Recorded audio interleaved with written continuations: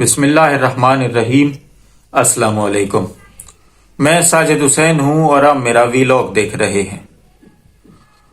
سچ کوئی بھی ہو، کسی طرح کا بھی ہو، اس کی نشانی یہ ہوتی ہے کہ وہ چھپتا نہیں۔ اپنے وقت پر جب اس کو ظاہر ہونا ہوتا ہے وہ ہو ہی جاتا ہے۔ یہ سچ ایسا ہے کہ اس کا آدھا تو ہم سب لوگ پہلے جانتے تھے، آدھا کل جو ہے وہ ایک مولانا فضل الرحمان صاحب نے اس کو بتا دیا، جھنجھلاہٹ میں بتایا ہے، کیونکہ الیکشن کے اندر ان کا جس طرح سے صفایا پاکستانیوں نے کیا ہے۔ اب وہ ظاہر سی بات ہے، جن کے ساتھ ان کے وعدے وعید تھے، جن کے ساتھ ان کا یارانہ تھا، جن کے ساتھ ان کے معاملات چل رہے تھے، کہ ان کو یعنی وہ عمران ریاض صاحب کے بقول کے صدارت دکھا کے وزارت بھی چھین لی گئی، ان کے ساتھ یہی ہوا ہے۔ تو اب انہوں نے رجیم چینج آپریشن کس نے کروایا، عمران خان کے خلاف عدم اعتماد کی تحریک کس کے کہنے پر آئی، وہ ساری باتیں بتا دی ہیں۔ ویسے یہ ہم سب لوگ پہلے جانتے تھے کہ یہ سب لوگ کیوں اکٹھے ہوئے اور عدم اعتماد کی تحریک آئی، کیونکہ یہ سیاسی جو بونے ہیں، یہ جو سیاسی جوگادری اپنے آپ کو کہتے ہیں، یہ جو سیاستدان ہیں سو کالڈ عوامی، ان کی تو کوئی اوقات ہے نہیں کہ یہ عمران خان جیسے مدبر کو، ایک لیڈر کو جس کو ساری دنیا مانتی ہے، ایک ہیرو کو اس طرح شکست دے سکے۔ بلکہ یہ آپس میں بھی ایک دوسرے کو اس طرح شکست نہیں دے سکتے جب تک بڑے گھر کی جو ہے وہ ان کو آشیرواد حاصل نہ ہو۔ اسی طرح انہوں نے کیا۔ اب مولانا صاحب نے بتا دیا کہ جی باجوہ صاحب اور جنرل فیض حمید صاحب نے ہم سب کو کہا تھا، ہم سب پارٹیاں اکٹھی ہوئی تھیں، پی ڈی ایم کی جماعتیں جتنی بھی تھیں پی ڈی ایم کے اندر، تو وہ ایک جگہ پہ اکٹھا ان کو کیا گیا اور ان کو کہا کہ جی آپ جو ہے وہ عمران خان کے خلاف عدم اعتماد لائیں۔ تو اس وجہ سے ہم نے عمران خان کے خلاف عدم اعتماد لائی اور اس کو کامیاب کروانا بھی ظاہر سی بات ہے، جنہوں نے کہا انہی کا ہی کام تھا۔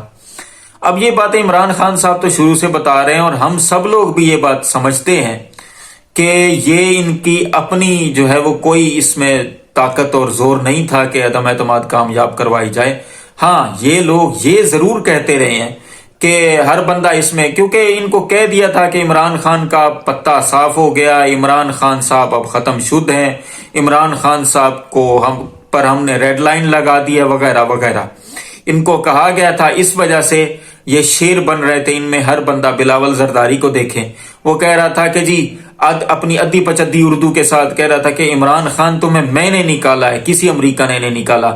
اور مولانا فضل الرحمان صاحب اب تک ان کو یہودی ایجنٹ کہتے رہے اور یہ کہتے رہے کہ اس کو ہم نے نکالا ہے، کسی امریکہ نے نہیں نکالا۔ اب وہ کہہ رہے ہیں کہ یہ ہم نے اسٹیبلشمنٹ، جو پرانی اسٹیبلشمنٹ تھی سابقہ، جنرل باجوہ اور جنرل فیض حمید صاحب کے کہنے پر ہم نے یہ کیا تھا۔ تو اسی وجہ سے آپ دیکھیں یہ سب لوگ اب سچ بولیں گے۔ ہوا یہ ہے کہ انہوں نے جو دھاندلی کروائی ہے نا نون لیگ والوں نے اور ان کے سہولت کاروں نے، یہ دھاندلی ہضم ہوگی نہیں۔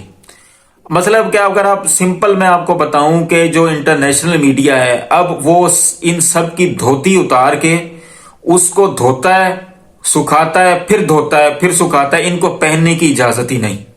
اب یہ سب لوگ ہو گئے ہیں ننگے، خاص طور پر نون لیگ، کیونکہ مولانا فضل الرحمان صاحب نون لیگ کے اتحادی تھے۔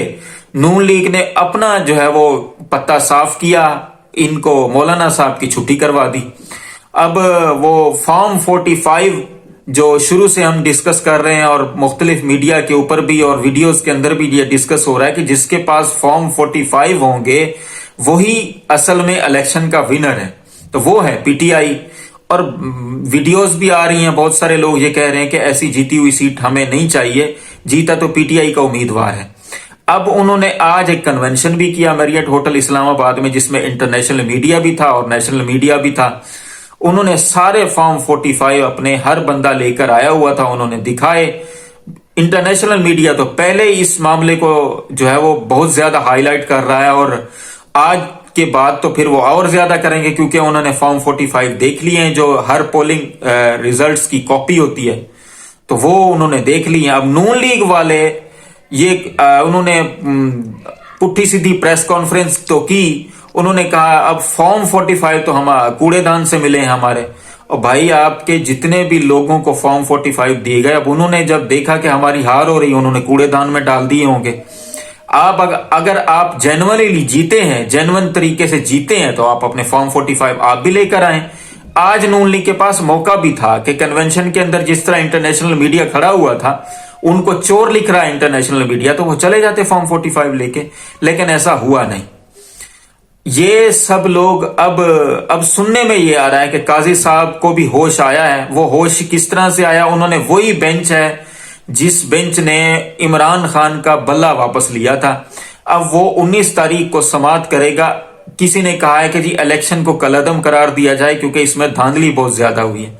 ووٹنگ تو عوام نے کی ہے، ووٹ تو عوام نے ڈالا ہے، دھاندلی ہوئی ہے الیکشن کمیشن کے بعد، جب یہ الیکشن ختم ہونے کے بعد جب فارم 47 کو ترتیب دینا تھا، تب جو ہے وہ نتیجہ بدلا گیا ہے۔ تو الیکشن کمیشن کو ڈائریکشن جاری کر دیں کہ فارم 45 کے مطابق نتیجہ بنائیں تو الیکشن ٹھیک ہو جائے گا۔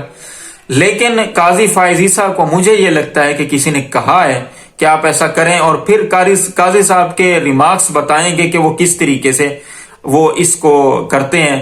اگر تو وہ الیکشن کمیشن کو اور نون لیگ کو ڈیفینڈ کرتے ہوئے نظر آئے تو قاضی صاحب بھی اس گیم میں، جو کہ ہمیں 50% سے زیادہ ہمیں اس بات کا اندازہ ہے کہ قاضی صاحب جو ہیں وہ اسی کھیل میں شامل ہیں جس میں عمران خان کی چھٹی کروانی تھی۔ اب قاضی صاحب دیکھتے ہیں کیا کرتے ہیں۔ بہرحال یہ معاملات اس طریقے سے ہضم نہیں ہوں گے، حکومت بنے گی تو چلے گی نہیں۔ انہوں نے چوری کا جو ہے وہ مینڈیٹ حاصل کیا، عوام کے حق میں ڈاکہ ڈال کر آپ کتنی دیر حکومت چلا سکیں گے جب انٹرنیشنلی طور پہ بھی آپ کو ریکگنائز نہیں کیا جائے گا۔ بہرحال دیکھتے ہیں کیا ہوتا ہے۔ اللہ تعالیٰ تمام دیکھنے سننے والوں کو آسانیاں دے اور آسانیاں تقسیم کرنے کی توفیق بھی دے۔ ان مشکل حالات میں ہمارے ملک کے لیے بھی دعا کریں، اپنے فلسطینی بھائیوں کے لیے بھی دعا کریں، کیونکہ ہم سب لوگ صرف دعا ہی کر سکتے ہیں، باقی تو ہمارے پاس کچھ نہیں ہے۔ اور اپنے آس پاس دوستوں رشتہ داروں کا بھی خیال رکھیں، اور ہمارے اس چینل کا بھی آپ کا بہت بہت شکریہ۔